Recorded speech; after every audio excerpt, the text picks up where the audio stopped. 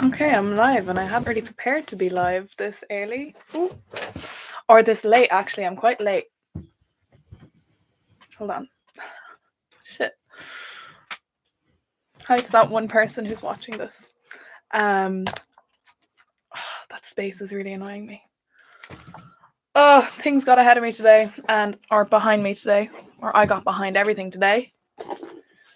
And I'm a bit late. Wait, I want to go this way. Yeah. No, that's not what I want.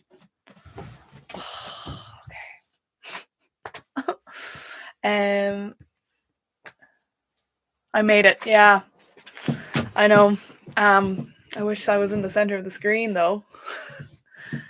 I'll make it work. This is very annoying. Okay. That's better. Yes. That's what we want. Cool. Okay. It has began. I started it late. Also, I hope people can find this link because I had to start a new video because I don't know what happened, but when I created the last one, I had it set up wrong with my streaming software because I'm not using streaming software, and they wouldn't let me start the other video until I'd connected the streaming software, which I do not have. So yeah, I had to start this fresh. So stressful. I'm here now though. And yeah, I'm just gonna chill here until people ask me questions, or until, yeah, I don't know.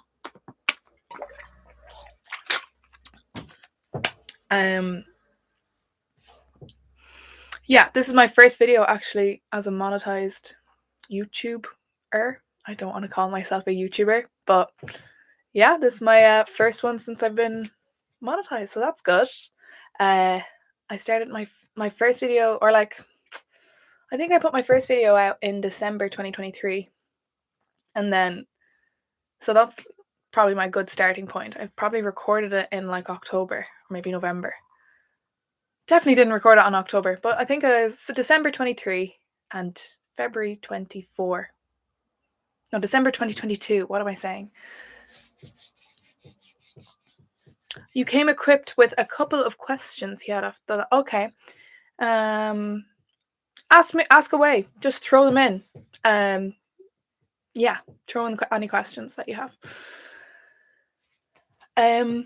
I'll be here anyway. I'm going to do a maximum of 1 hour. Maximum. I was absolutely wrecked after the last Q&A. It ended up going on for an hour and a half. Every time I'd say I'd stop, more people would join and ask questions. And I was absolutely wrecked by the end of it. Is it feasible to get into the sound or lighting roles on board purely on the job?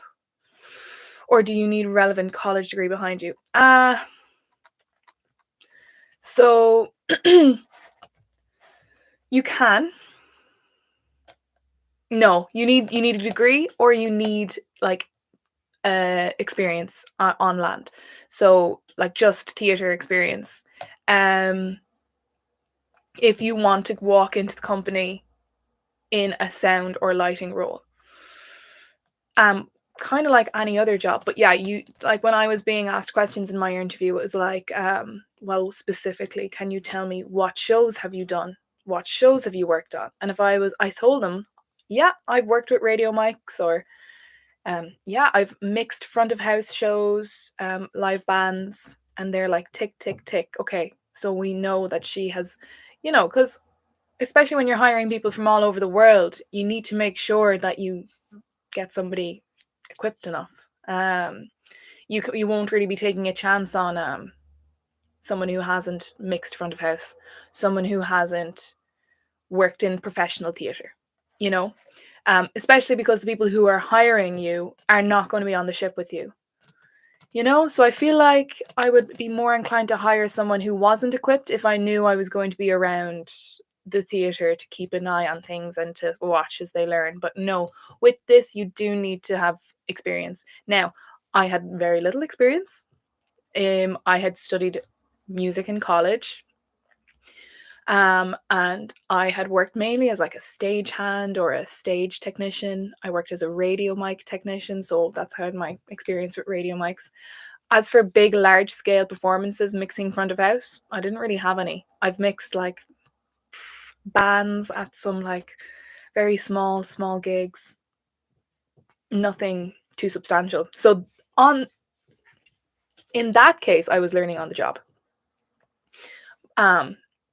But yeah, there was a lot of learning on the job for me, but I still had the background of, oh, I've worked in a professional theatre. I've worked professionally as a stage technician. So yeah, I'd say the easiest or the best thing to do to start if you wanted to start in the company would be to start as a stage technician, and then like honestly, you'd be surprised how quickly you're pulled into the role of a sound technician. Or start as a lounge technician either, which is just one step down from sound tech or light tech, because you do a little bit of both, just not you don't need to be as advanced in your area if you want to be a lounge tech. So yeah, those are stepping stones into either of those. It is very rare that sound technicians get hired off the bat. It was a very rare case for me, and I was told that, but I had some experience. So yeah. But you don't necessarily need college behind you. You need like working experience. I find with sound engineers and stuff, some of the like most of the best ones haven't studied in college at all. They'll have just experience on shows. So that is another thing to think about. Currently working on land in a land-based theatre. No college degree, but lots of experience on the job. Yeah, okay.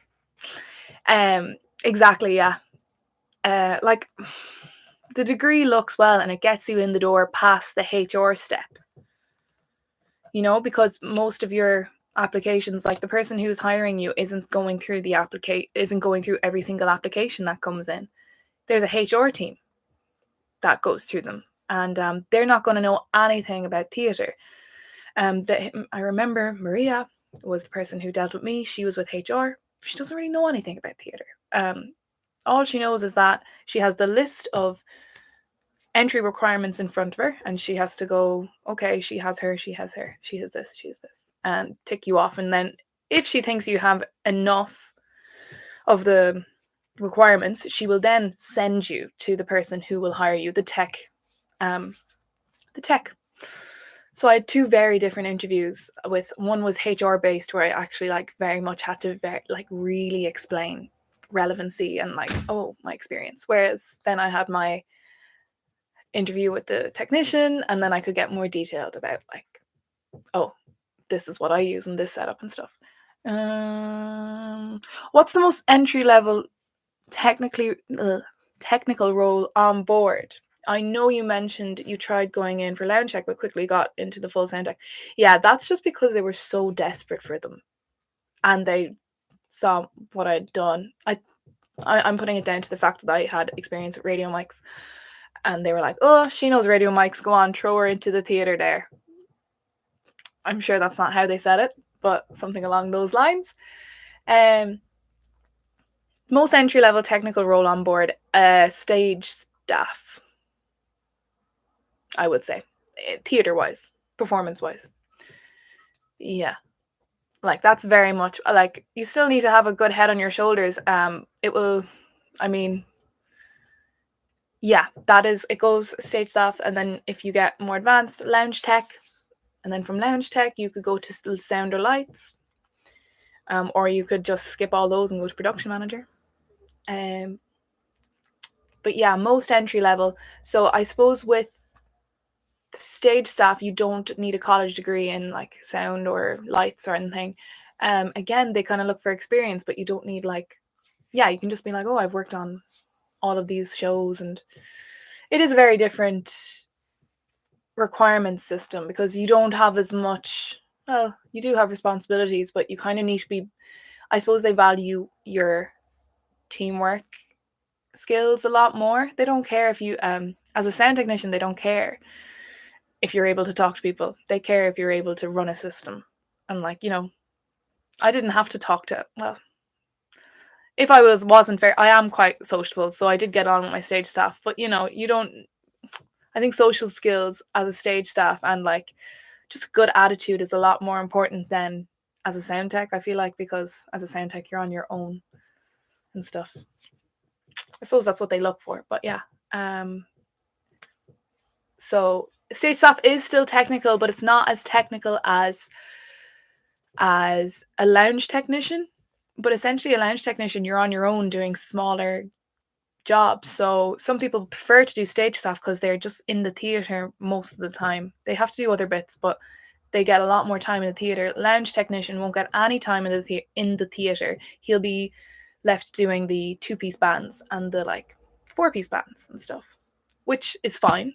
But I know if I was going, ideally, like if I was working, ideally I would be in a theatre and not doing the gigs. Just personal preference. Yeah. What's the most entry level? Oh, sorry, you've already asked that. That's really confidence raising. Oh, no problem. Do you believe working on a smaller ship added to your growth within the business? Or do you imagine more opportunities on a bigger ship with extra? Both kind of facts. Like we know the story. It was, or you mightn't, but I started with 2 other guys, and all of a sudden it was me. There's 3 there was only 3 technicians on the ship I was on. The lounge, the lights, and me. And then all the other more experienced people left. We were all brand new hires, and then all of a sudden someone needed to be head stage staff or head sound and light technician, and then I got that job, and it was purely because we were so limited with like the options, like we had no other experience. So being on the smaller ship in that regard definitely did help me. What was the word? Aided my growth. Absolutely. Yes. But you would get you would just get a different type of growth on the bigger ship, like the extra venues and stuff. Now I believe as a sound technician you still are given one venue, so Studio B or Music Hall, or what are the other ones? I'm after going blank, but the ones outside the main theatre. 270, is that what they are? So you still have your main venue. So I don't think the work would be, I mean, in Studio B in the ice rink, it would be very different. But I think in the venues where you still have your production shows and stuff, the workload might kind of be the same. But I guess you'd get a better taste as to like what different sound technician work is like if you had more venues. Yeah, I think that's the only thing that stunted me. But again, I suppose that also helped me grow, was the fact that there was no other sound technicians to talk to. Like if I had a problem with sound, I didn't realize this going in. I really didn't think it would be the case where I would get on the ship and then be in charge of all the sound on the ship. If I had known that, I would have been terrified. But the fact that it just happened to be that way, I was like, had to deal with it and not be afraid. So it made me a lot more independent in my problem solving skills. They were really put to the test. Yeah, I'm just thinking of all the problems that just occurred. I remember just I dealt with them, but they would just ruin your like day. Because I remember a few times just being literally stunted. I was like, I don't know how to fix this. I've been in the company 2 months. I don't even know where these things are, you know? So that in that regard, I think what would have helped me is having a sound technician or even like a more experienced lounge technician on board for me to be like, just show me the easy things, like even regards to like where I can find things. Because honestly, a lot of it was like, I have no idea where this would be, or like I have no idea if we have that, or does our ship have this type of thing that we can do this on. And I had to figure out that, oh no, we don't. I had to go through old emails and old email chains being like, oh, this problem was discussed before, I wonder what happened. And just that, I think, was tough. Definitely the toughest part, just not having someone to talk to about it. who would understand, because the like I was still new. I was still kind of just grasping sound, and same with our light tech. So I couldn't even talk to our lights guy. Well, I could, but like he could only do so much. I was the expert on board. So I think being on a new person on a bigger ship with 3 sound technicians would help a lot, because I could go, if I was in a Studio B, I could go to the main theatre and say, hey, I don't know what's happening with this. Can you come and take a look, or where should I go to find it? And the answer would be there. So yeah, that's one thing. Yeah. Also though, just because someone's there doesn't mean they're going to help you. So maybe I could have been put on a bigger ship with 2 other technicians, and they could have been like, that's not my job, but you fix it, you figure it out, which happens. That absolutely happens, and has happened to me. Okay. With so few, do you believe? Yes. Okay. So I answered that question. With so few technicians on board, how do your team handle if you were unavailable? I wasn't. What do you mean I wasn't? I wasn't unavailable. That's just the thing. You just can't be. Yeah, a lot of responsibility. There was no such thing as being unavailable. Yeah. I remember being, I probably shouldn't say this. I remember being kind of sick. Just like, I was really fluey and stuff. I just was like, the show won't happen. It wasn't that bad, but I get to sit in a booth on my own, like far away from people. I was a good meter away from anyone, or 2 meters in the audience. So, and like I would just come into work, go to my booth, and go back to bed when I was kind of like feeling But also like there's a whole thing of duty. So like it's my duty to be available. I'm not allowed off the ship if there's something to be done. The only thing we could do is we had a tech on duty, which meant that when we were ported and I did decide to get off the ship, there was always one technician who wasn't allowed. So if me and the light technician got off the ship, the lounge technician had to be on board. So we would swap this every 5 days. So I would be tech on duty for 5 days. I wouldn't be allowed off the ship. So now I would stay on the ship if I had rehearsals, even if we were ported. If I had rehearsals, I still had to do my job. But if I had my free few hours, I could leave. Once or twice, when we got all settled in, it was a case of, there's a really simple job like starting a movie or finishing a movie in the theatre, turning up the sound, turning up the lights. We would just say to whoever was on duty, which could be the lights or the lounge or me, we could just say, hey, I'm getting off the ship and there's a movie in the theatre. Can you cover that? It's literally 2 buttons. But so we would be able to do that. But yeah, it's pretty much, you couldn't be unavailable. Yeah, there was no option with that.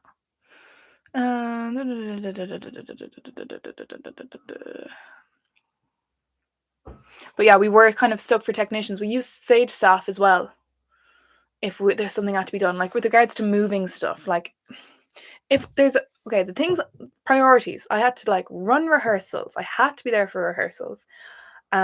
So everything else came after that. And then you have your like safety duties, but everyone gets pulled in for those. And then after that, it's you have time to do everything else. So yeah. Sorry. All for being independent, but definitely daunting. And imagine 1,000 guests ready to watch a performance and then having to everything's on your back to fix. Yeah. 1,000 people never showed up, even though the venue did fit, I think, like 900 or something. Well, that doesn't help. I mean, you'd still get like good 700 each performance, maybe 5. So you just have to be really practical about it. And also, the thing is, you do a tech in the morning, so any issues you come across, you'll find in the tech. Now, I know that's not always the case. You'll be in the middle of a performance, and then someone will just be like, something will go wrong, but there's nothing you can do to prepare for that. Do you know what I mean? You're never going to be 1,000% ready. You're just going to have to deal with them as they turn up. And And at the end of the day, you're the sound technician, so you still know best. So it was a case of I'd have production managers being like, or like mics going down or something like this, and you'd have someone being like, their mic is down, what do we do? And it's like, well, they're on stage. You can't do anything until they come off.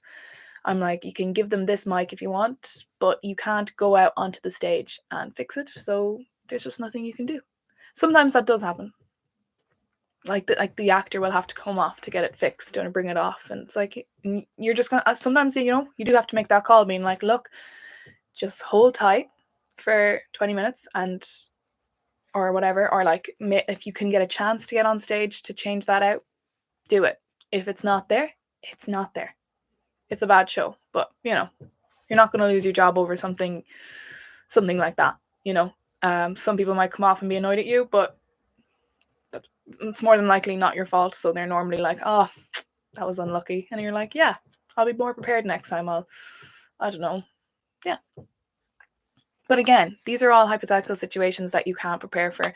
Everything that you will have to fix will have to be done before the performance. And if you don't think you can get it done, you just feel like, I remember certain things, and I used to have to go to the production manager being like, look, I can't do that in the next 2 hours. The show's in 2 hours. I can't do this in 2 hours. And then the production manager will just have to be like, okay, this can't be done. The production manager doesn't. Sometimes they would be like, you need to get it fixed. But if you just say, no, it can't be done, I mean, you're the expert, on it. If you can't do it, it can't be done. Yeah. I do remember having to make a few calls of just like, there's nothing I can do. Finding somebody else talking about the problem. The classic finding somebody else talking about the problem, but it was solved face to face.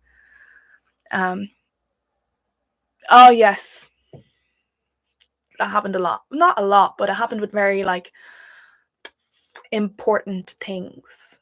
It happened with very, very important things. I found a paper trail of one thing to do with the sound desk, and I was like, what? Because I was still learning how to use Digicode, to be fair. Like I got a handle on it, and once I got a handle on it, I was like, cool, I can run shows, it's fine. It was when we were doing an install, I was like wondering how specific can I go with this? I'm gonna go specific with this. We were doing an install, and we had to record certain tracks during an install, and I was there like, oh, how do I do this? I don't have enough outputs. I just like, that can't be done. So I was there trying to work around it, and then I was like, in my head, I was like, this doesn't add up. Why don't I have enough outputs? This is a full Digicode desk with 2 D racks. I should have. Why doesn't? I was like, one D rack has 16 outputs, or was it 8? And then the other one, 16, and the other one had 8. I was like, huh. So I went down and I checked, and I was like, yeah, there's a whole piece of this D rack that isn't here, and I'm guessing it should be, because if I had it there, I would be able to record 6 tracks along with the rest of. I think it was using them for in-ears. Anyways, so then I was like, oh, let's go find out what happened to that. And I could find the paper trail of people freaking out during a dry dock, being like, we don't have an output module or something like this, and they were trying to get it delivered, and they were trying to get it here, and it was like going to meet them in Venice, and then it was going to meet the ship somewhere else, and then what happened to it? Apparently it was somewhere on the ship, not installed. I just thought, now this was silly of me, but I was just kind of, because anyway, I was like, okay, I need to go and find this, and then I didn't. No, sorry, not that I didn't. It's that I was able to work around it with just the 12 outputs, or the whatever, 24 outputs. I can't remember the number. But yeah, that was a big deal, because I remember someone was on board who was like, once I showed my production manager, I was like, can you see these emails? And I showed them to her, and I showed him to Ron, a rigging specialist, and he was like, whoa, this should have been done. This is terrible. And I was like, oh, okay, so it's not my fault. I thought I was doing something wrong, but it turns out the desk was just, well, probably should have noticed that before the end of my contract, but look, it's fine. Yeah, it worked. But yeah, it was somewhere on the ship. But also, there was a sound technician there before me who also didn't get it done. So it wasn't just me. And another guy. Anyway, sorry. So yeah, there was no log of it. I actually still don't know what happened to it. I did leave it in the hands of a fairly good sound technician who knew about it. So I presume it was fixed. I remember getting messages about it. But I don't know. You only really need it during install anyway. So it could have. I don't know. Okay, sorry. Can just imagine having the worst. No, sorry. Can just imagine having the worst migraine or something, and then needing to put on a show. Would absolutely make it happen, though. Yeah, headaches weren't a thing. It was actually like I remember just being like just sick, and I remember just being like, or like, yeah. It's fine though because you kind of go into your own booth. I kind of feel like I'm in a world of my own. I'm just like, especially when you've seen the show so many times, you're like.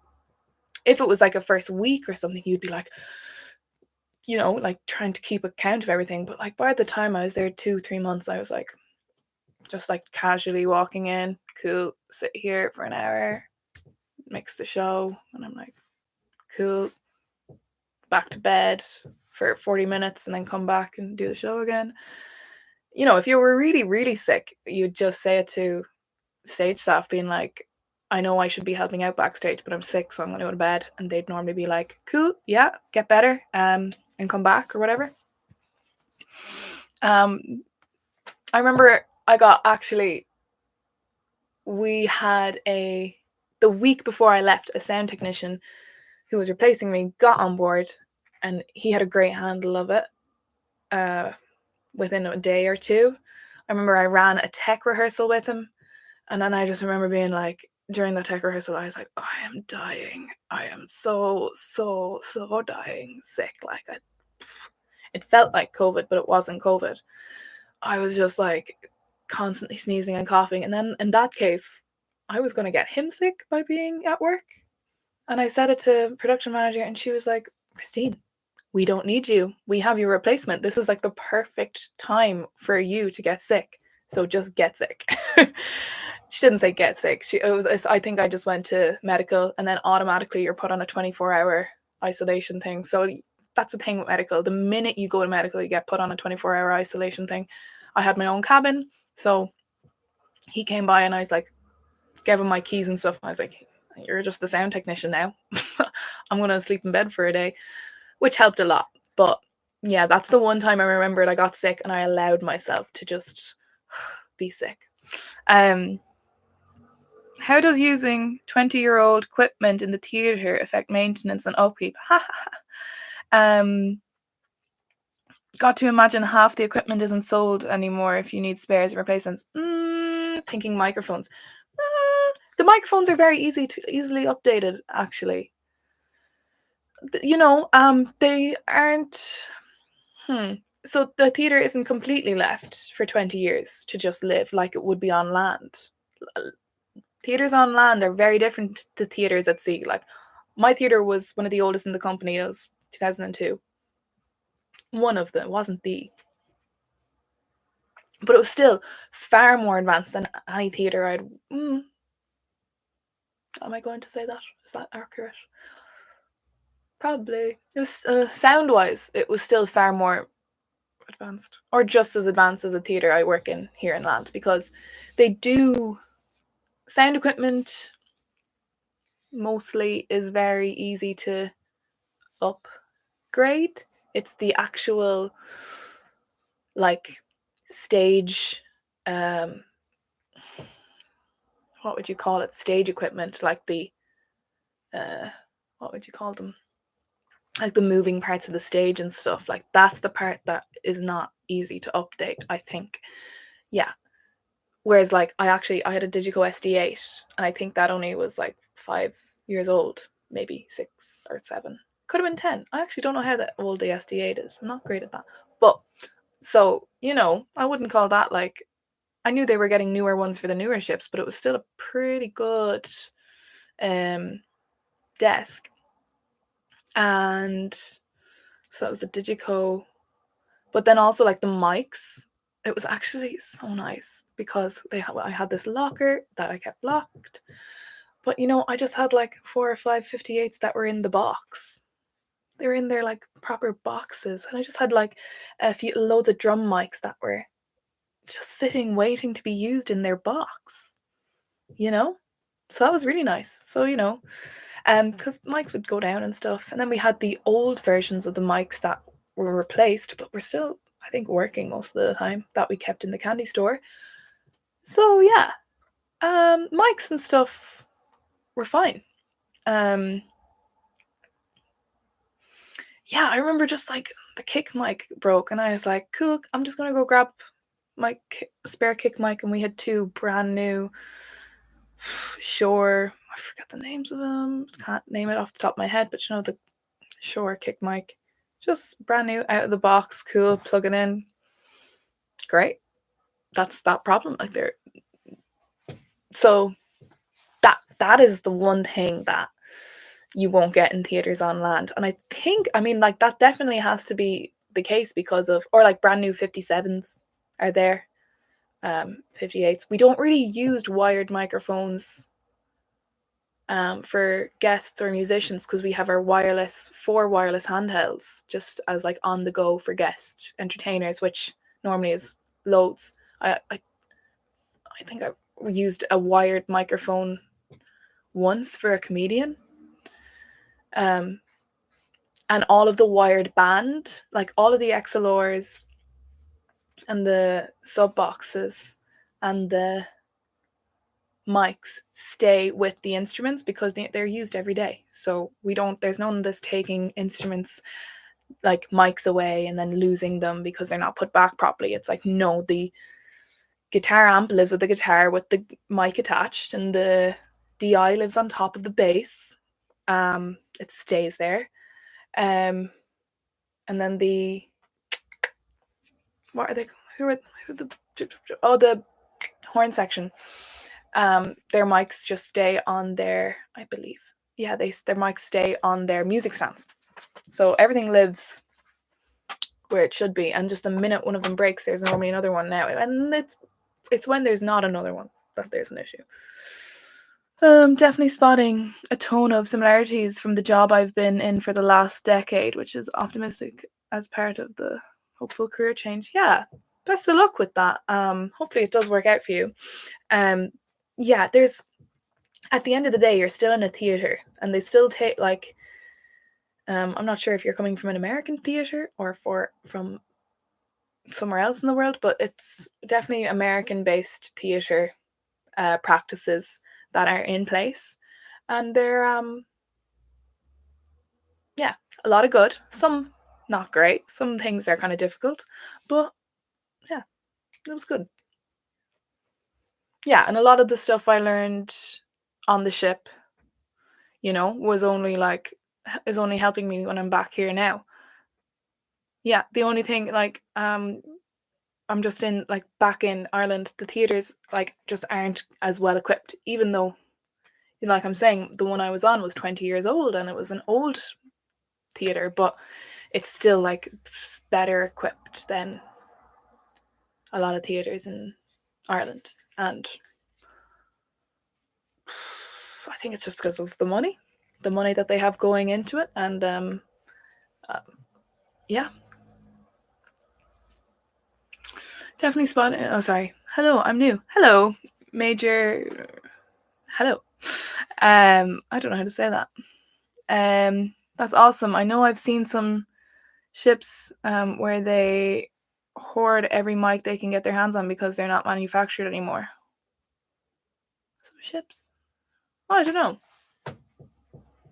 Yeah, maybe.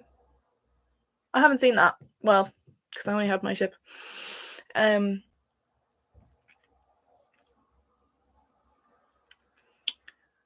yeah, I think there's always like a good supply kept of mics and stuff. In terms of a day in the life of what responsibilities do you have on board besides tech work? That's a good question. I'm actually going to get out and see if I can get one of my schedules up. I'm on 1%. This mightn't work. Just to see exactly what I was doing. Close. Let's see. How far back do I have to? Oh, here's a schedule. Okay. Wow. So I actually wouldn't get a schedule. I'd get a theatre schedule. So yeah, every week the production manager would send out a theatre schedule, and then you would just and then you'd add bits or they would add bits.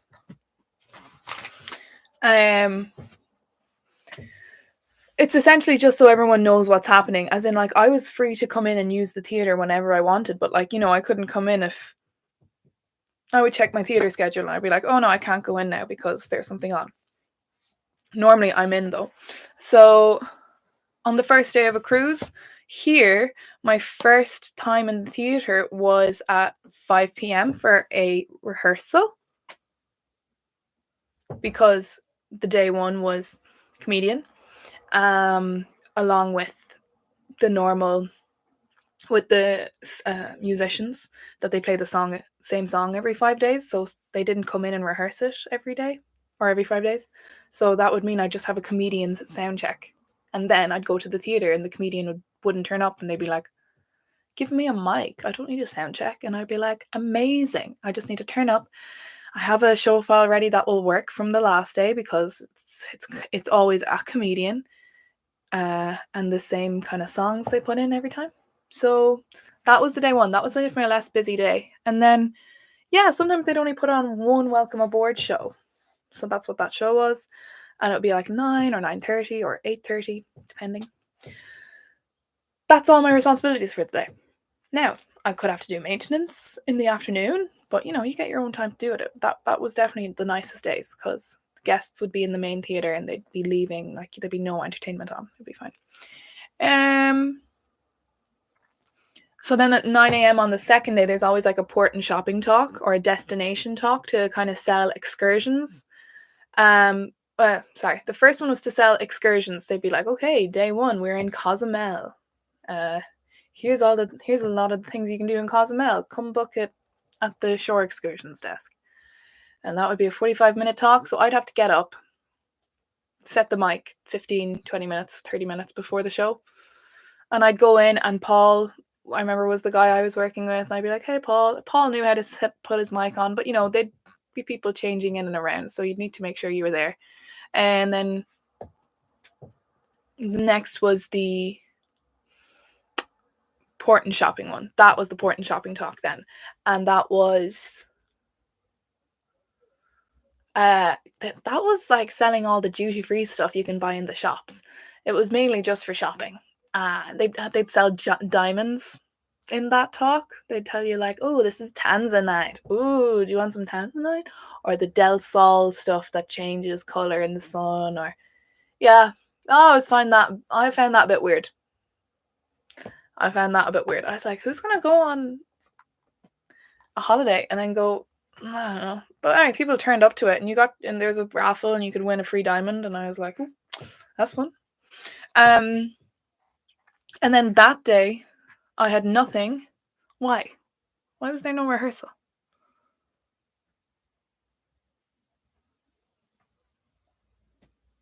Oh, production show. Okay, yeah, that must have been a production show. So then we must have had a rehearsal once that was over. So let's say that started at 9, 10 was the second. So we must have had like a tech rehearsal at 11 until 12. So that would be my tech rehearsal. So from 9 till about 12, I'm working. Oh, sorry. Yeah. Or 12:30. And then I'm kind of off for the day up until I need to preset my show mics for the production show. But like those would be the big days when I'd get my big gap and I could go ashore. unless it was a C day, which it probably was. Now that I'm looking at the thing, that was probably a C day. So I would just have nothing to do during the day. Again, that's time for maintenance. There was always something going on. You were very rarely left with nothing to do. Yeah. And then I had Love and Marriage after that. Oh yeah, I remember doing that. Love and Marriage. It was just a game show. Like the Newlyweds Game. I don't want to talk about it. Okay, and then there's maintenance schedule on day 3. So the first time in the theatre, it's 4 p.m. And again, this is going to be a guest entertainer, so they get their hour sound checks. So from 4 until 5, could be anything, could be a singer. They can request to have an earlier one if they wanted, but normally 4 is fine. It could be a comedian, it could be, which they wouldn't need an hour for. It could be acrobats or ventriloquists. And then I do that rehearsal, set up for the show, have my pre-show running, and then I'll come to the show 15 minimum of 15 minutes before. I should be sitting in the booth 15 minutes before the show starts. That's my call. I'd go backstage and chat before the 15 minutes, so I'd be like around. So they'd know if I wasn't there. They'd be like, "Where's Christine? Did she forget about the show?" That never really happened. And then the last day was another C day, so it was. I'm looking at my schedule. What is that? There's something on in the morning. Oh, Captain's Corner. The captain, the hotel director, the chief engineer, chief environmental officer. All the 4-striped officers would come to the theatre, tell them about their jobs, and then you'd get to ask them questions. One question for the captain: if you're here, who's driving the boat? Ha ha ha ha ha. Every week.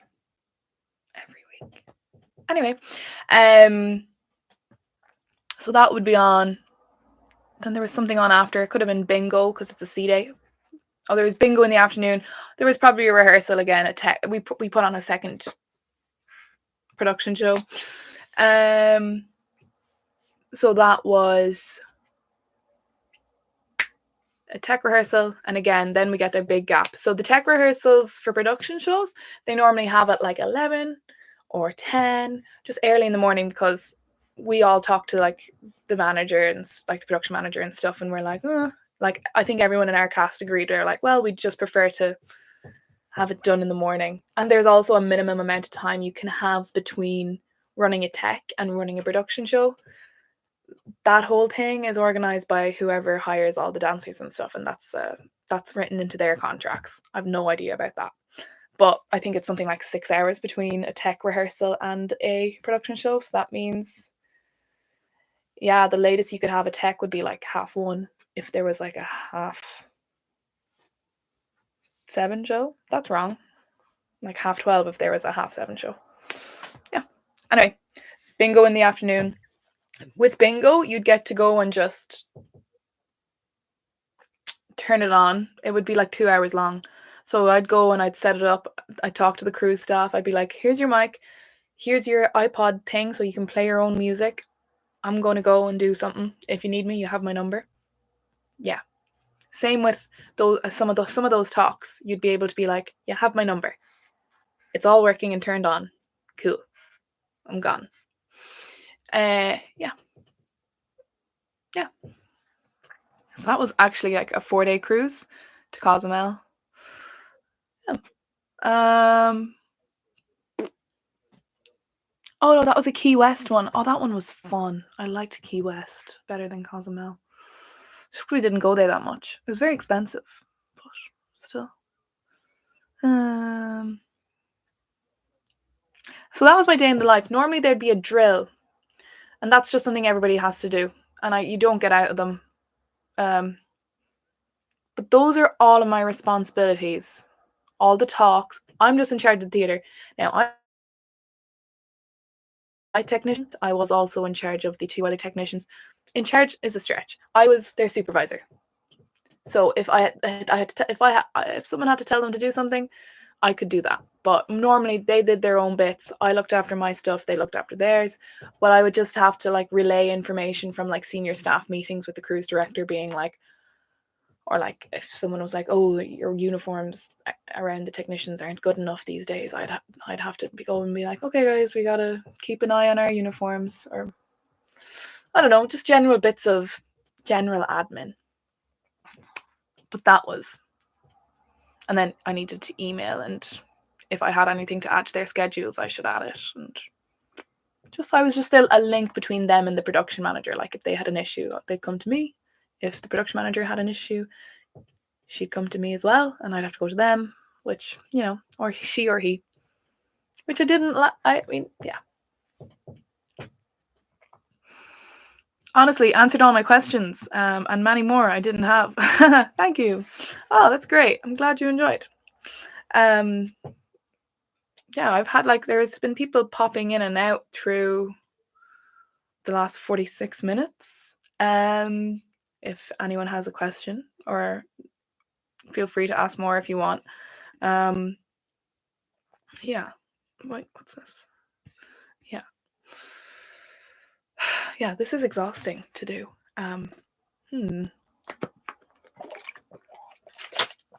Those are also really good questions. I'm trying to think of other responsibilities I've had on board, but I can't. Oh, look, 4 other people just joined in. If anyone has a question, please ask, or just say hi if you're there. I'm not going to be staying on for loads of time, but being in Ireland, was all your recruitment done remotely? Yeah, it was. It was. I feel like it would be done remotely in the States as well. I could be wrong. I could be wrong with that. I actually, though, I didn't meet any American technicians on board. That's the thing, actually. Americans were actually very rare. It was very rare to find American citizens working as part of the cruise crew, because if you're an American working for an American company at sea, you're still getting taxed the regular tax rate. And most people at sea, the benefit is that you don't have to pay tax. So all international people just have to abide by their whatever companies, their countries thing. Oh, it's my sister. Hi, Margaret. Oh, she might want to go to sea, so it's a good thing she joined in. But yeah, so no Americans really worked. Actually, though, only in certain roles. So we had American dancers, and that's because it is, I mean, I think this is what I would believe.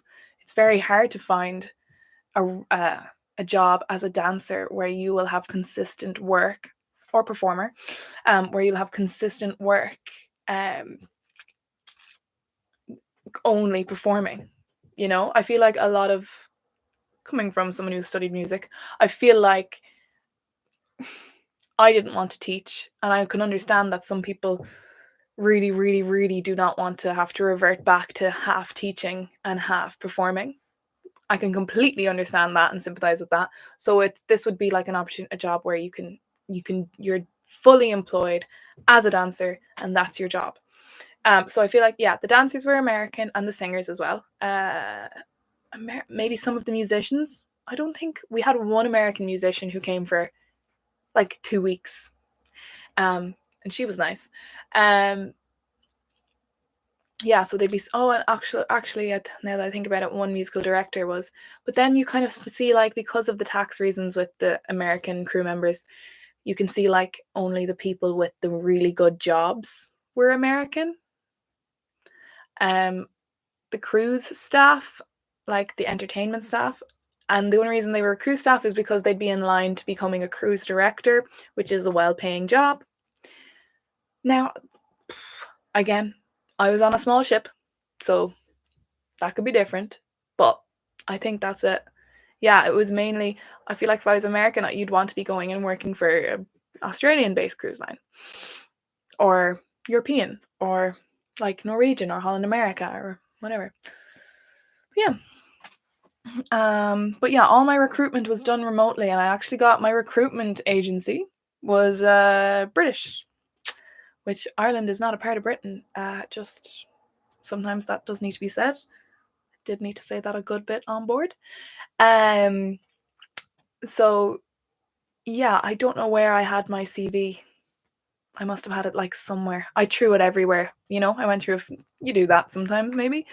I went on to like allcruisejobs.com. I went on to, I don't know where else I had it. I actually found my CV online the other day and was like, "Ooh, I don't want that to be there. I'm going to take that down. I kind of forgot I put it there." So yeah, I had it somewhere, and the recruitment agency found me. Didn't tell me what the company was, and I didn't really care. I always forget to ask really important questions like that. Yeah, I was actually thinking. I remember, but I mean, she was like, "Yeah, just working for a cruise line. Um, this is the pay. Would you be interested?" I was like, "Sure. Just throw me for an interview. No bother." Um, Pardon me, I'm burping. Geography and technology win-win. Exactly. Yeah, pretty much. But yeah, I feel like most of the guy who was on the ship with me, we worked out that we were interviewed like back to back, and we were put on the same ship. I originally was supposed to be on a different one, and then like in the last minute, I got put on the Brilliance, and then but he was in the Philippines, doing his online interview, and like because I only remember because my interviewer was like, "This is crazy." Because sorry, this is my American accent. It's not very good, but he was like, I was just like on the phone. I'm not going to do the accent actually, but he was saying he was just after interviewing a guy in the Philippines, where it's the middle of the night, and he's great at like repairing broken speaker drivers. And then I was on my ship with Paul, who was fixing all of our speaker drivers, and I was like, "What date did you do your interview?" Because I think you might have been mentioned in my interview. And he was like, "Yeah, that was me." So yeah. For someone new to Digico, what advice would you give them? So what I was told to read the manual, which is fine. I think the manual being there is a great thing. And if you're a person who can ingest information by reading the manual, great. Okay. That's not how I ingest information or take in information. There was training videos that I was given on a USB stick, which I got, and I tried watching through them. But essentially, that's also just reading the manual. The best thing is if you can get any spare time with a desk, which I know is a lot easier said than done. Because I was on the ship, the desk lived 3 feet away from me, or like not 3 feet. It lived like 7 meters away from me. So at nighttime, I could literally get up, go in, use the desk. Um, the most but if you can get any spare time on it and just try and make things, that's what I would do. That's what I would do doing with any desk I go to now that I'm not sure how to use. I would be like, okay, I am doing a show for with a big band setup. It's got 6 drum mics, bass, 2 guitars, 4 vocalists, um, keys, and then we're going to make subgroups for them. So if you go through the kind of limits, we're going to add in our effects, we're going to make monitor mixes for the band, and if you kind of just like work your way through using the desk or what you would have to use it for, you're going to find you're going to come across something and you're going to be like, oh shit, where are the monitor mixes? And then you can go and read the manual and find where the monitor mixes are, and then you can go make your monitor mixes. You know? So that's the way I would use a manual. That's the way I would learn how to use a desk. Actually, yeah, that's the way, if in an ideal world, and if I was being good, and I was, which I'm often not, that's the way I would do it. Yeah, being super practical about it. But normally what happens is you're in the middle of trying to do a sound check and you're like, where is this? And then you have to go and check and you're like, oh, I found it.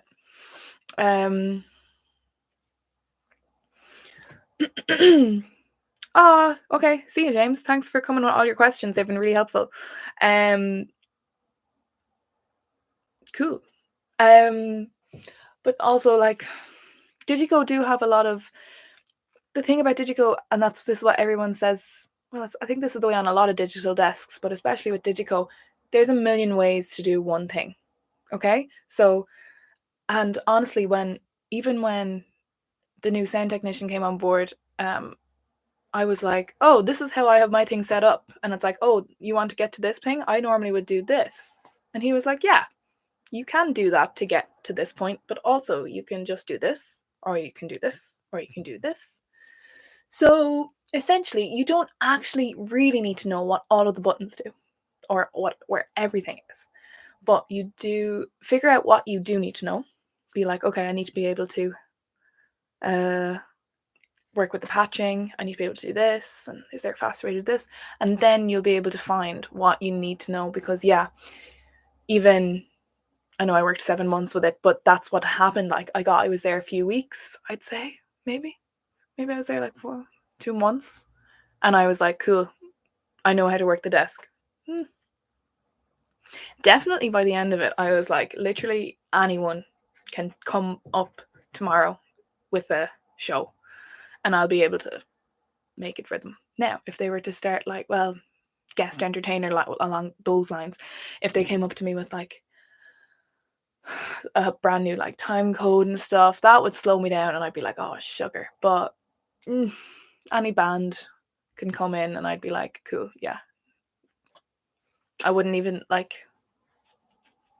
I feel like this is beginning to sound a bit cocky, but I really don't mean it that way. It's just literally it just builds into your muscle memory, and like again, it built into my muscle memory because I was using it every day. So just general Digico stuff, you don't normally get to use Digico every day. I don't know what situation that you're in that you need to be learning how to use Digico, but it was convenient on the ship to kind of be forced to, because I am happy I learned how to do it. Because now I'm like, ooh, fancy desk. But yeah, trying to think. But yeah, I think I remember I was kind of sick 1 or 2 of the days when I'd just gotten on, and I was given the manual and I was given the videos, and I tried to just get through the videos, and I just eventually started falling asleep. They would put me straight to sleep.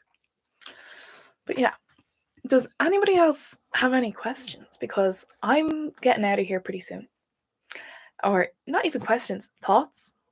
Doesn't even need to be sound related, but if they are sound related, I can probably talk about them. I don't have all the answers.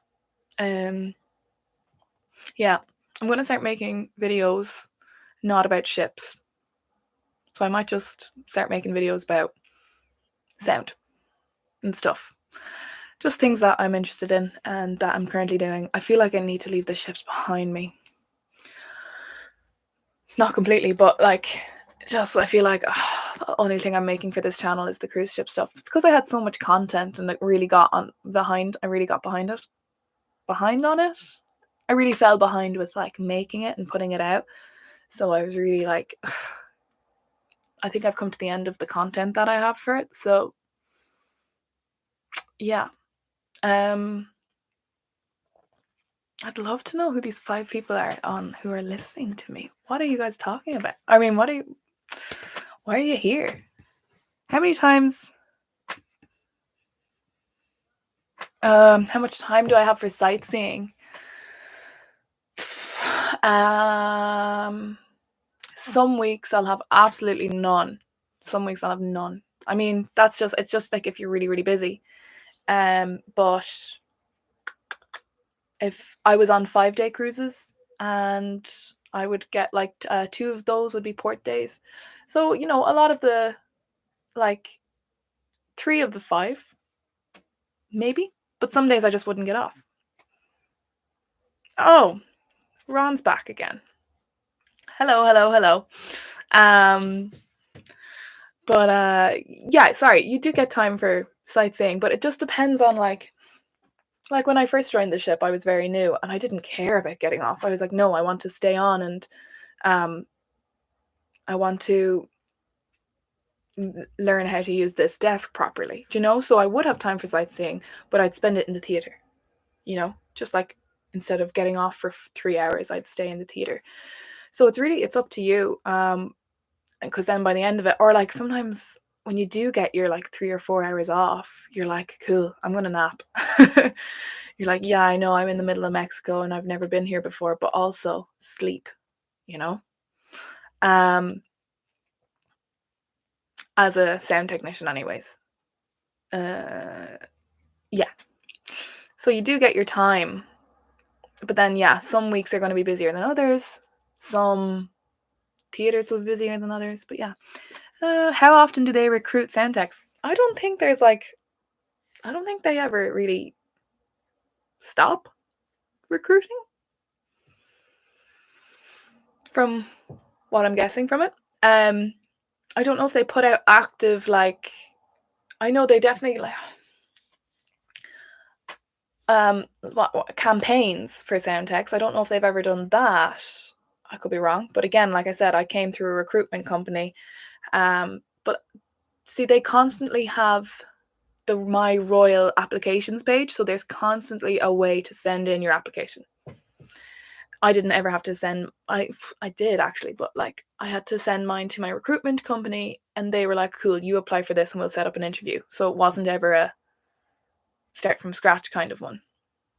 Okay, Ron is right. Yeah, they're always hiring. Okay, that's what I thought. Um, yeah, so that there's always a way of like applying, and they're always hiring.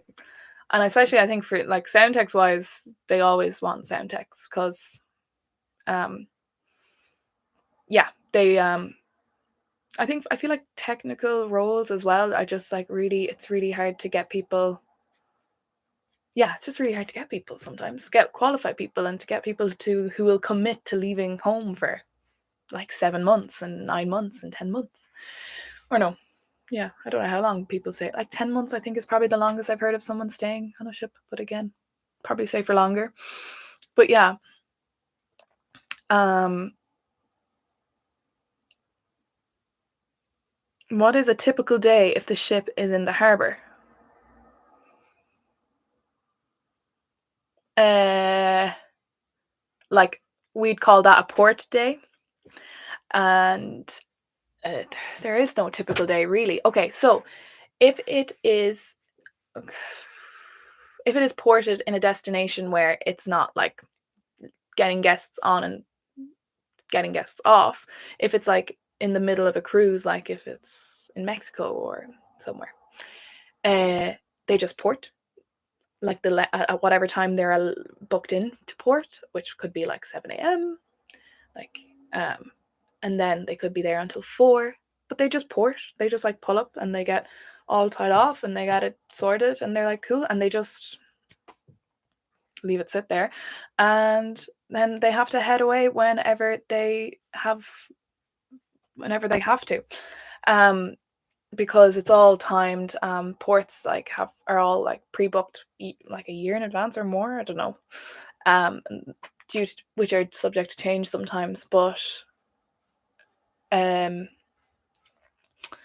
when we pull into our home port of each cruise, which would be the day 1 or the day 5 or whatever, how long the crew is, the day 1 of each cruise, when we pull into home port, let's say, um that would be busy day with regards to getting all of the waste off, getting all of the food on. So that's like when the I-95 or like the crew areas are really, really busy, because, and then they also need to focus on getting the luggage off and the luggage on as well, which is a huge thing. Um, yeah, luggage has fallen into the sea before. On, I haven't seen it, but I'm sure it has. I've heard ghost stories of that happening. But yeah. But yeah. Hi Miguel, how are you getting on? But yeah, how often they recruit sound techs? Anyway, but yeah, from my experience, sound techs are always needed. We found it like I remember I kept on asking, like, you can see whenever, or the production manager can see who is in line to replace me, like the employee. And I remember they had someone, and then all of a sudden, a month before, no, it wasn't a month, it was like a week before he was supposed to arrive, or 3 days or something, really, really short. Um, all of it's, she, my production manager went to check, and next thing, their employee thing was gone. There was just no one there. So I was leaving the ship in 10 days or something, and there was no one there to take over from me. And at that stage, I pulled in the lounge tech and I was like, hey, come here. Let me show you how I do my job. And you can do it until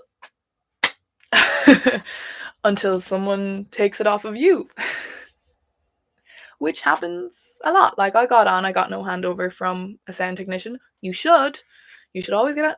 Maybe not always, but if you're starting it as a new person, which I was, you should always get a handover. Normally about 2 weeks if you can, I think. But yeah, I'm Oh, that's okay, Miguel. Well, I'm talking about working as sound on cruise ships, so you could work there, look them up. It's always an interesting kind of thing to look into, like how other people are living their lives. Um, um, in terms of what PA brand are they using? Loads of different types. Someone asked me this question literally today, and I just can't remember. It was like, I remember it, but I don't remember the name. It was some American brand PA that I can't remember. I know it's terrible, but fully, I'm just admitting I can't remember. Um, I just remembered the amps, and again, I can't remember the name. I just remember working with them. How many cruises have you done, or months have you worked? How long did you do this? Years, decades? Yeah, sorry, I've only done 7 months on a ship. Yeah. Which is why I was actually saying earlier that I want to stop doing the cruise ship videos, because I've only worked 7 months and I did one contract and I don't plan on going back. I started making the videos because I started and I felt like I was very much thrown into the deep end. But it's definitely because I started as a sound tech, which there's only one of them on board. Whereas if I'd started as a dancer, there'd have been 12 more and they would have been able to be like, okay, as a dancer, this is what you do. Or if I started in the bar staff everywhere. It's like, okay, bar staff goes here, bar staff goes there. I was essentially my own boss ish, because my production manager, who for the first week was gonna get me whipped into shape, he was very good. But he left because he was finished his contract, and then I was basically had to we had some JBL, but that wasn't the main one. We had like loads of different types. I just remember, yeah. Oh my god. Miguel, that is some question. 1 second. What was I saying before that? How many cruises have you done? Okay, with regards to cruises, I did 4 and 5 day cruises. I could have done like, how many weeks? I did 260 days at sea or something like that, or maybe more. I don't know. I did loads of cruises, but anyways. But yeah, sorry, I was just saying why I made the videos is because I started and there was only me. Like, so yeah, a new production manager came in, so they were also very lost on the ship. Not lost, but they were very much like, okay, I'm going to answer Miguel's question because fair enough. I actually know this question because the chief environment, I think I had to answer questions about this.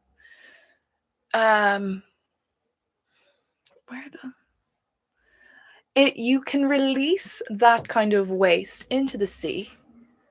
If you just have to be a certain distance from land and going at a certain speed. and I think it's like you should be at least something kilometers, 6 kilometers, 2 kilometers from land, and you need to be going a minimum of uh, or a maximum of 3 knots. This was a question we actually used to have to learn for some reason. Did we have to learn this? There was definitely some sort of training we had to learn this for. But in Captain's Corner, the environmental officer would always be asked this question, and he'd be like, yes, we would have to be at least this kilometers from the sea, and we have to be going at this speed because. Yeah. But yeah, I can't remember off the top of my head. That is such a good question. Sorry, yeah, no DNB. I thought there'd be loads of DNB, but there wasn't. I could be wrong. No, I would have recognized DNB. I would have assumed going in everything was going to be DNB, but it wasn't. So it wasn't. Was it Martin? Martin Audio? I don't think so. I just remember not recognizing, and they were all different types, from fills to like subs and stuff. There was just, I don't know, it was a bit. What ship were you on? Brilliance of the Seas. I was on Brilliance of the Seas, man. It fit 2,700 people, guests, and we had 800 crew. But at one stage we had about 880 crew, so we were like over crew limits. I know a good few facts about the ship because I would have to go and do sound for the Captain's Corner every morning, so people would come in and ask the hotel director and the what kind of questions, and yeah, so that's how I know about the waste issue that Miguel was asking. So food for fissions, sorry, that was the same question. Also, water is treated on board. Oh fuck, flip. I can't remember. Certain water is treated on board, and it's. We had to learn this as part of our training on the ship. But certain types of water are, treated and put back into thing. How long have you been in audio? Better question.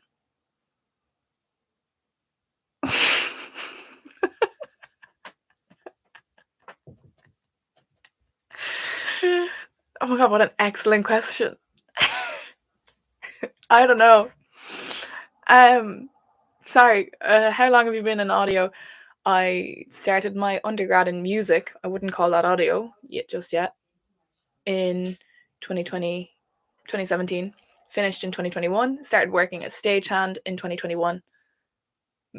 2022, I got this job. End of 2022, I got this job. All water is treated. Ron, thanks. I can't remember any of it. I remember there was like different types of water where, not types, but it would be treated differently. Like, I want to say black water. I can't remember. I don't need to know this information anymore. So I pretty much forgot about it.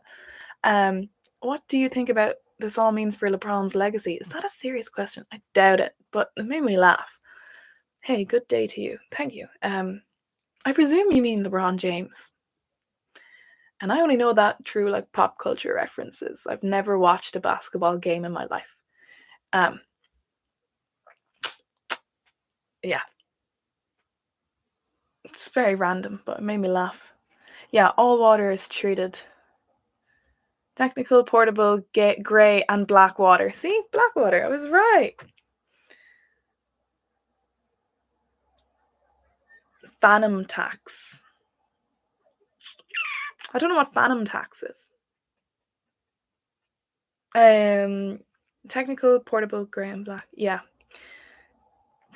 Fair play, Ron. Well,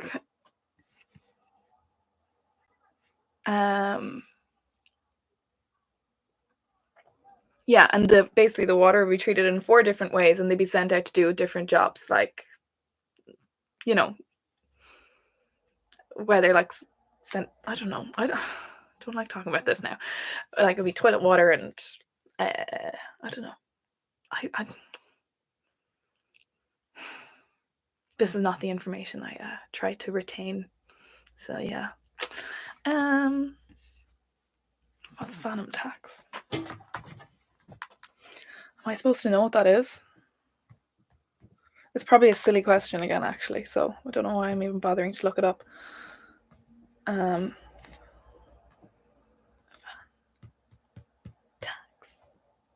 Go.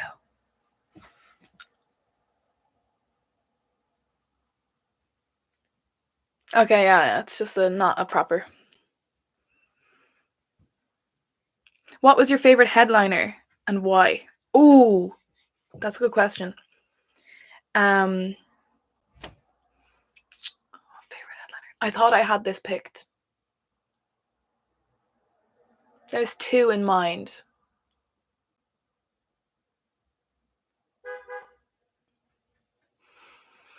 Travis Clower was up there.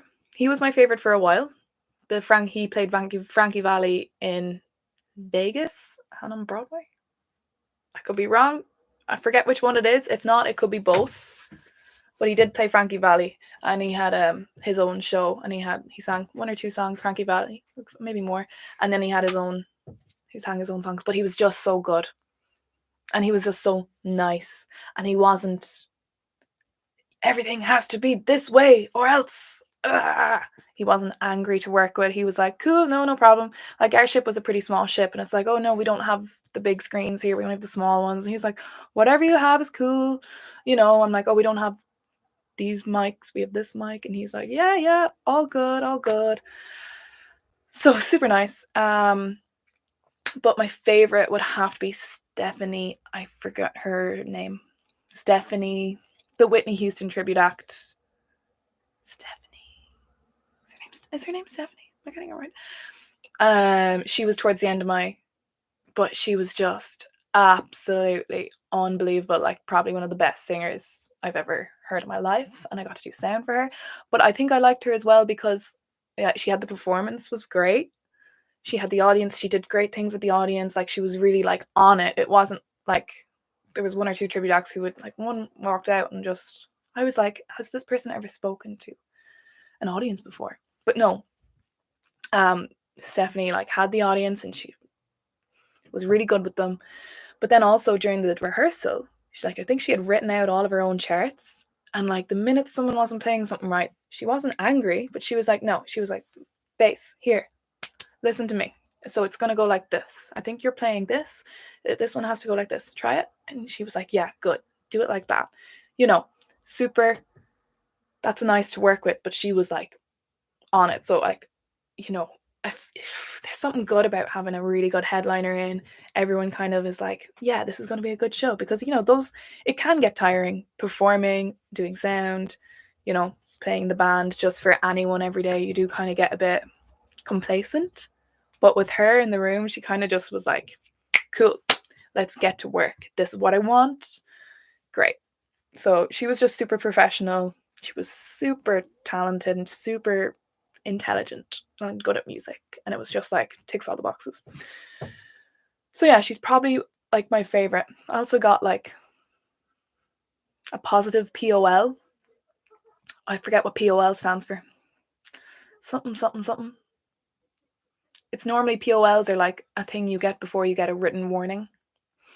But you can get a positive one if you do good work, which doesn't happen that much. But we had a production manager who believed in them, Charlene, and she came and gave me Stephanie Parker. Thank you, Ron. That's her. Yeah, great. She was probably the best one that we had over. But yeah, for doing her show, I got a positive POL. And I was like, I took it, but I was like, oh, she was just great. You just think it sounded great because she's so great. And then Charlene was like, no, you're still getting one. Another band I liked were the Liverpool Legends. I just liked them. They were just nice. Their show was good. I really enjoyed their show. But they were just like, I think more personality wise, I just really liked them. They were nice. And the Frankie Valli tribute act, the Oh What a Night.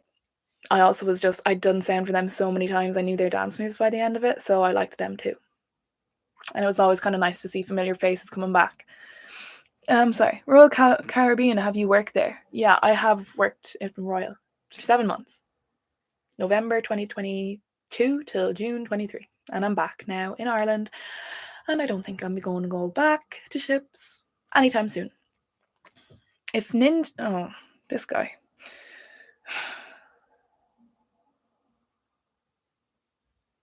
See, urinator. I can't believe I just read your name out loud. Now I get it. Yeah, but you can't say our country because you don't know what country. I mean, you're definitely not Irish, so that's not my country. How often do you use the water slides on the fun park on board? Okay, I was on the Brilliance of the Seas, buddy. I didn't have water slides.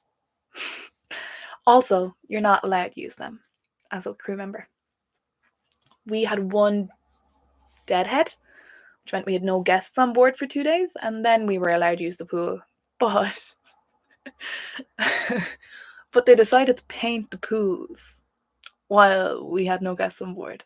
So we only got 1 day with no pool. With the pool. Or no. Maybe we just painted the outdoor pool. I think, yeah, we repainted the outdoor pool, I think. Or we drained it. Maybe we didn't paint it, but we definitely drained it. Could have done both. And I remember Captain Frank was like, well done for the person who scheduled this. And it was like, oh, right. Because we were supposed to have a pool party. Stephanie Parker, wrong track. Performance opportunity log. POL, performance opportunity log. Yes.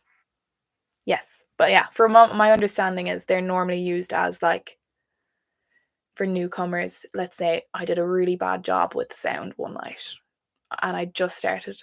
They'd be like, okay, I'm going to give you this POL and next time I'm going to like say I didn't work well with a performer. So you're like, okay, I want you to make sure you work well with the next few performers that come on. And it's like, okay, well that's like, it's not a warning, but it's like okay, this is specifically what I want you to work on for next time. It's like your manager. Yeah, I think it's bad. Oh no, I think it's a good idea. Instead of jumping straight to the warnings. Also, if you do get a written warning, you could dispute it being like, I've gotten no POLs over this. Why am I getting a warning over this? Yeah. How is stage staff life and ship? Any freedom? Yes, there is freedom. We do a lot of the jobs together. A lot of our schedules would be the same as the stage staff. They get a bit more work to do with regards to like they'll have to go out to other venues if there are big things on, whereas really like I'm only in charge of the theatre. It's not really my duty unless we're very busy to go out and do other venues at all, whereas it is their duty to look after anything that needs to be set up in certain venues, which could be anything like, oh, we need tables over here for a cookery demonstration. Oh, we need this for yeah, so they'll get pulled to do stuff like that. But they also, on our ship, they did rock wall supervision and helping out with that because you need 2 people on the rock wall at all times, and we only had 1 sports staff. So, but they do get freedom as well. Like I would always go off on land, not always, but yeah, I would spend some days on land with like the stage staff. Like we'd get off together and go and get food, come back. Staff of cruise ships will always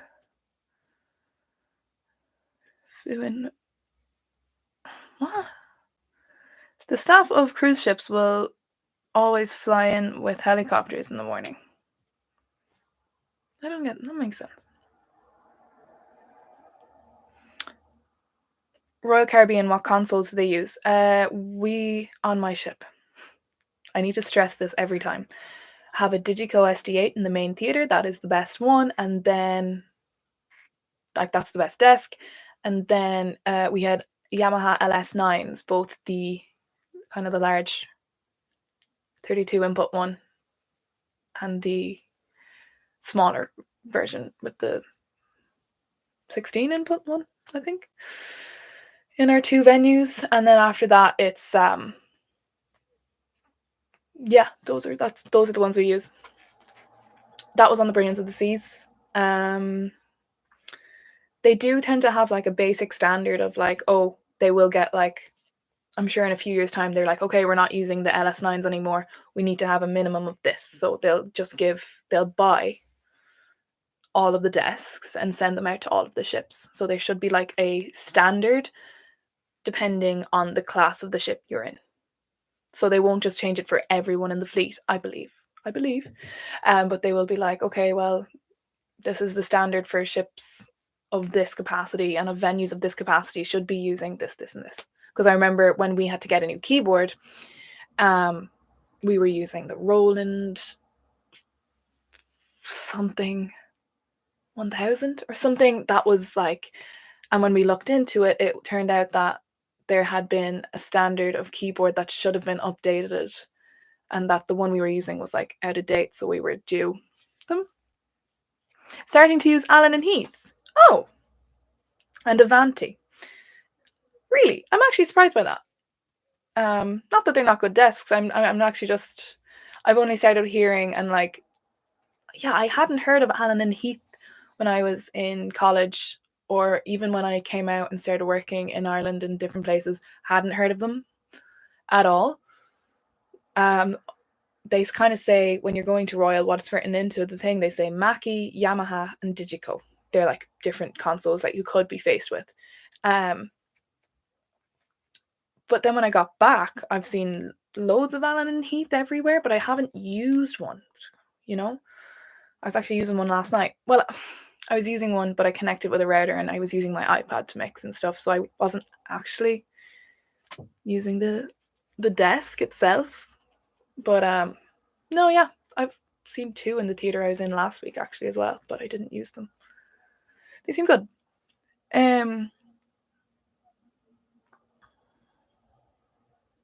Avanti, I don't. Do you do monitors on the front of house console? Yes, we do. Very easy to do on Digico because it's so easy to get to. So you just kind of keep them. I kept them on one of the three kind of banks I had. I would always have monitors on my right. I've started using Yamaha desks now, and they have the whole like click in to get the sends on fader at the top, and like it's always there, which I think is really handy. But I've had to like move my kind of geography because I'm instinctively going like, oh, I need to fix the monitors. I'm looking to my right. Oh, this is my left. No, that's my right. I'm looking to my right, and I'm like, oh yeah, no wait, where am I? Yamaha. Oh, monitors are in front of me. Cool. So, but it is the more comfortable you are with consoles, like different consoles, I find like the better.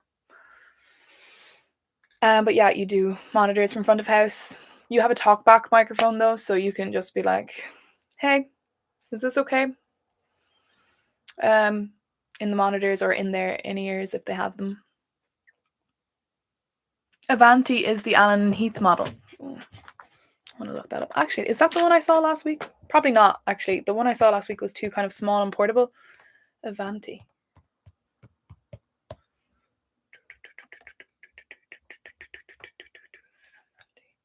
I'm just actually curious to see this desk. I do like big, shiny desks that look like they can fly ships or fly spaceships.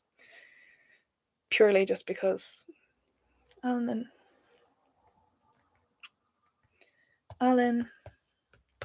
I didn't want to do an hour and a half of this. I had not planned on doing that. I literally said I was doing an hour. Oh yeah. Okay.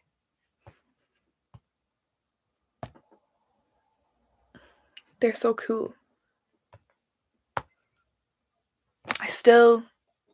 When I came back, I was like, Digico is king. Digico is king. I love Digico. Woohoo. And then it was like nowhere to be found, and I was stuck with this Yamaha LS9 or the Midas as well. And I was like, no, I wasn't like upset. They still work. It's just like, oh, I miss my old Digico when things worked faster and stuff. But would be completely unnecessary for the gigs I was doing. I did understand that. But then we got in the venue I'm kind of working in now, there's a new QL5, which I know it's not the newest, but I'm liking Yamaha. I'm changing. It's been 7 months now. Does salary increase every contract? I think if you ask, it could. And if you're good at your job, it could. I haven't done more than one. I think I probably could have maybe been like debated my salary after the first contract. My first contract went pretty well. So probably could have. Do you do virtual sound check on this? Virtual sound check? What do you mean? Virtual. If that's what I think it means, then you can, but no, not really. Is that what you mean? Like we have recordings of the band and the singers and we check and see that everything's working? If that's the case, no. No, we do a proper tech every day because we just need to. Because I think it's because I'm not sure the exact rule, but I can understand the reasoning, and it's because the production shows we do have so many moving parts and so many big things, they have to be teched. And while we do them every 5 days, we still take apart the set and we take apart the sound and the lights every 5 days as well. So I think you need to run your checks, no matter how certain you are that you have put everything in the right place. It's so important to just run your tech rehearsal before every show. Yeah, sometimes I'm like, oh, do I even need to be here? And then something will go wrong. Something won't be plugged in right. Something, and this is where complacency can kind of kill you. But do they train crew from time to time to do sound? Yeah, sometimes. Like I said, I was training my guy. I was training the lounge tech to take over for me as a sound technician in my last 10 days. I trained him for, like, I'd been kind of training him up to do bits because he's like, hey, I want to be a sound tech. And I was like, cool, come with me and do a few sound tech things that you don't do as a lounge tech. And I was like, okay, well, this is what I do. And I was just showing him casually, but then my replacement dropped out. So I was like, okay, not casual anymore. You're coming in and you're learning how to do certain things like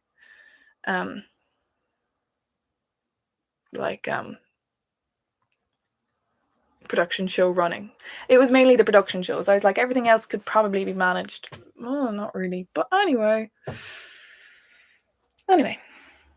But that's the only way you would train a crew, is if you knew someone was leaving or if someone was gotten fired. Look, a lot of times things happen where you don't have the ideal person working in the situation, which I'd even say for myself when I got hired. I was like, cool, I'm probably not cut out for this, but you just like, the show must go on, Ableton or QLab, is that like a would you rather use, or is this in regards to playing back what's like for the virtual sound check? I presume it was like Ableton is what I was thinking. Yeah, like playing back like band tracks and stuff through that. I don't really know how you do that through QLab. Yeah, very unclear the question. How good at you are patching? Which do I prefer? QLab. Well, they do very different things. But I prefer QLab. Well, that's because I've been mainly working with QLab. I've only worked with Ableton on that ship. And even when I came back, people were just like, Ableton, ew. I was like, guys, come on. QLab, yeah, I really like QLab. It's dependable and it's like, I was using it for like AV, which is like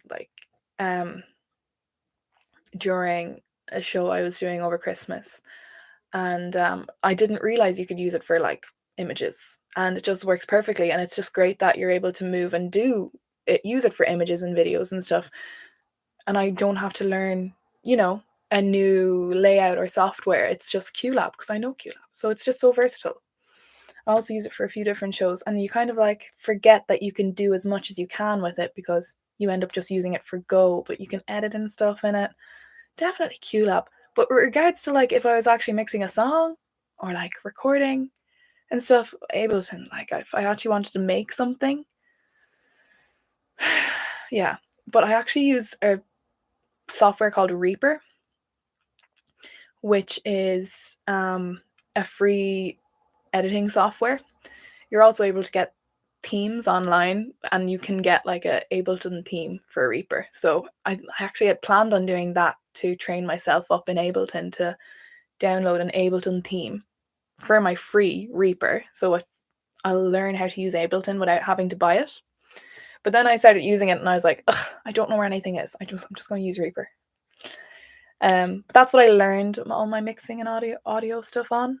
You can also use it for videos, Reaper, but yeah, for editing my videos I use. Gotta go. Thanks for the video. Nice to talk to you, Ron. Good. Thanks for all the questions. Also good to know about like Alan and Heath and stuff. Good insights into the company. But yeah, how good am I at patching? How good am I at patching? What do you mean? Patching? Like plugging XLRs in? Yeah, pretty good. Or do you mean like internally in the desk? That's probably what you mean. Like changing the patch? I feel like I could. Nah, that question. I was like this. I could be coming across quite stupid here, but no, I think. Yeah, I think I. That question's very vague. I think I'm all right. Either way, I can be. I think I'm okay. Surprisingly, there's still 6 people here. Lads, thanks for coming and asking questions. And I told myself I was only going to do an hour, but I've done another hour and a half. But yeah, this is officially my first video when I am monetized. Woohoo! So you being here means I could be getting paid for it, like a cent. Thanks. I really appreciate. Yeah, I'm gonna get out of here. Okay. Hi, Christine. Nice meeting you live. Oh, don't say that. When I'm just about to leave, I was literally about to end the stream. Flexigon. Nice meeting you too. Or seeing you. I keep saying I'll do another one of these next month. So come back if you want. I'm gonna make a better plan for it. Mightn't be about ships. It might just be like an audio talk, which I do enjoy. I don't have all of the answers in the world. Absolutely, I'm far from it. But I enjoy this community of audio enthusiasts.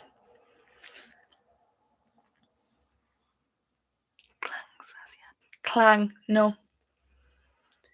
No, haven't even heard of it. Yeah, haven't heard of it. Okay. I'm actually leaving. This time. So thanks for joining in. Much appreciated. And I might see you next month if you want to come back.